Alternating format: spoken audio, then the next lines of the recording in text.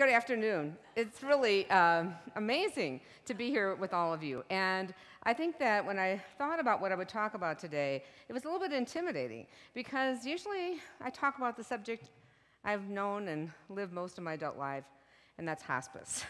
I'm a nurse. I've done that for 35 years. And so when I was first asked to think about doing a talk today, they said, well, just talk about, hospice. And I said, well, I could do that. And they said, well, why did you get involved in hospice? And I kind of thought about it a couple days and a week.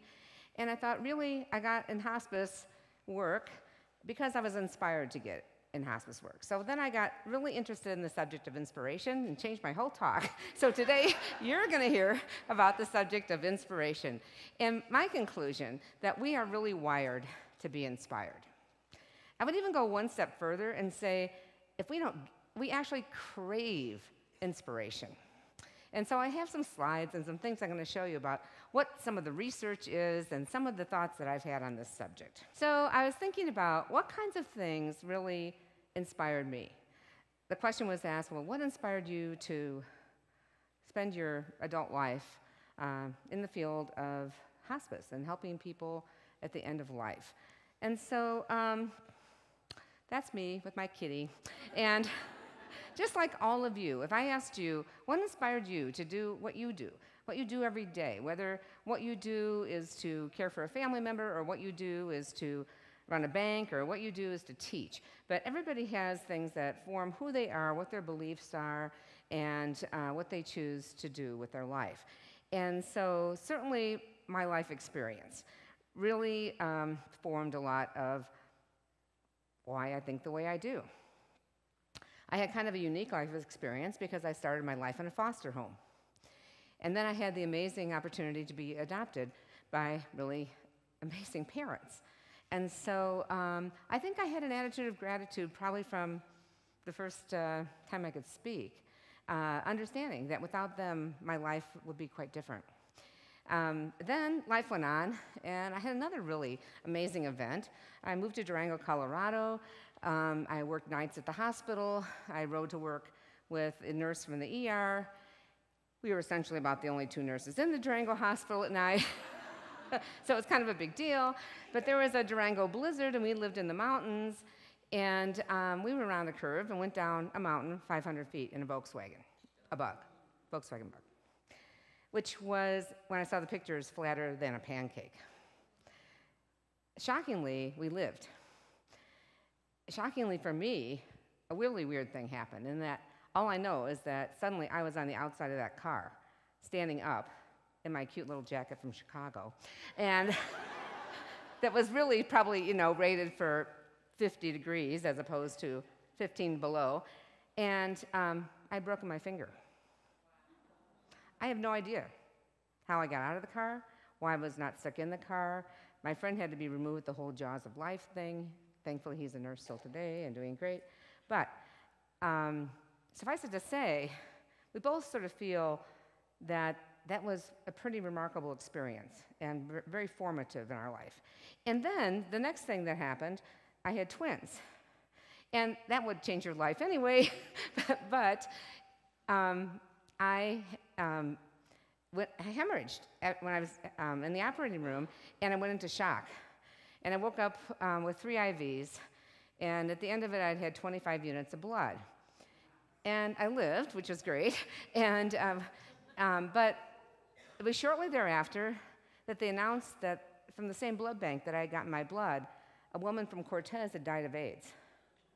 So it was the height of the AIDS epidemic, and I thought, okay, I don't know how many saves you get, what is the 9 lives of a cat, but I'm thinking, maybe there's something to all of this. So I think those kinds of experiences really formed my attitude about my life in general, in that it had to be one of gratitude.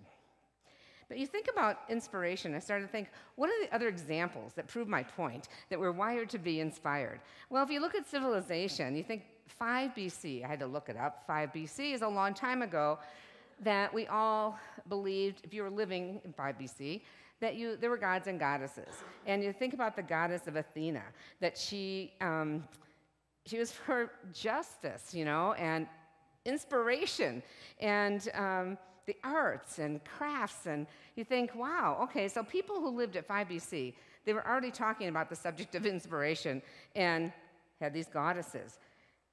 Then when I was doing some research on this, I had to look it up myself, because one person, I was reading an article, he said, do you ever notice how the Sistine Chapel, that it looks like the human brain?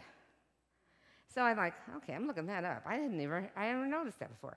So even though we've all seen this, not maybe in person, I haven't seen it in person, but and if there's not anything that depicts inspiration more, is Michelangelo's work. And then I thought, isn't it interesting how this whole sort of wire for inspiration, that could be the title of the Sistine Chapel. And then I started doing a lot of more research and read study after study, and we found that people who are inspired, they actually report a greater sense of well-being. They inspire people, report that they have more purpose in life. And so you think, well, that's really great. Hopefully everybody can be inspired, because we all want that. Inspiration leads to creativity. They did a study on creative people and found that many of them reported these high levels of inspiration. And then one of my favorite books is a book by Daniel Pink, who is a neuroscientist. And I guess that's being as smart as a neurosurgeon, right? He must be, because he did this lengthy research and studied the subject of motivation. And what he found was that passion was more important than money. Passion and purpose more important than money, and autonomy. So those three things he found, and he proved it in pages and pages of research. You can read it for yourself in his book Drive, or watch it on YouTube, but I'll tell you, it will change how you think about things, and it will resonate with you about your own life. I found another study that people who were inspired were more productive. They can do tasks faster. They're more efficient. So then you think, well, okay, if you're trying to get all these kids to do something productive fast, or you're trying to get workers to be more productive or fast, clearly beating them over the head is not the most effective way. Because we just have all this research now, right, that you are supposed to inspire people, because inspired people are more productive. So I think a lot of times I talk on the subject of leadership, and I think that you can't really lead without being inspired and without knowing how to inspire others. So further proof that we're wired to be inspired is today, right? I mean, TED Talks. I mean, 5 zillion million of them, and we wouldn't be watching them if we weren't looking for inspiration. And if you look on Facebook, you wouldn't be, clicking through 4,000 pictures of sunrises and clouds and, animals and whatever, if, we didn't want to be inspired. And not to mention YouTube and LinkedIn and all of that. So I think that the internet is good proof that, we want to be inspired. So what else? I mean, how do we get it, and why is this really even important? I mean, say, okay, Christy, this is interesting, but, what's the point? So I started thinking about that, and my slides flip through, and I thought, this is a piece of my art that I did, and it's probably my favorite pieces of art that I did, even though it's very abstract. But there's this guy diving, and I think this is the great symbol. Don't we have to dive into things? You got to dive into life. You have to dive into being inspired. You can't just go along and hope it hits you. Like a little lightning bolt is going to come and say, "Whoo, you're inspired." No, you got to kind of look for it, And whether that's you looking for it at church, or whether you're looking for it when you read, or whether you're looking for it in your dog, or however you look for it, that's how you get it. And so it could be art. It could be music. We're all inspired in different ways. So they did some research to say, what's the most inspiring way that works? How do people get inspired the most? And it's really participating, hearing about, or watching the stories of people care for one another. And so I'm really blessed in what I do, because I see that in spades every day that I go to work. I see people who don't have to be there, 1,500 volunteers, taking care of hospice patients and arranging flowers and all the things that volunteers do at Hope West. but I see the inspirational relationships between family caregivers and patients themselves. So this whole thing about craving inspiration, I started thinking about this, thinking, well, what if, you don't get it? I mean, what if you don't get the lightning bolt, you're not surrounded by, and if you still crave it, what are you going to do? Well, to me, you get the soggy potato chip effect. If you ever took psychology or a parenting class, or your mom just talked a lot like me, you have heard the soggy potato chip story, right? So if you're starving, as bad as a soggy potato chip tastes, and we've all, I'm sure, experienced it, you will eat it. And so my theory is you got to watch what you put in your mouth. There's plenty of opportunities. Someone even told me about a website about negative. I said, I want to think about a little bit about how people are negatively inspired. And there's a whole website on, like, you can go to this website and you can watch thing after thing after thing that will make you negative. I thought, well, that's convenient. But so there's a lot of stuff out there, right, that can drag us in. I asked my son, who really went through a hard time growing up, and there was somebody in a similar situation. I said, Chad, what would you tell that person? And he said, you know what I would tell them, Mom? Is to find their passion.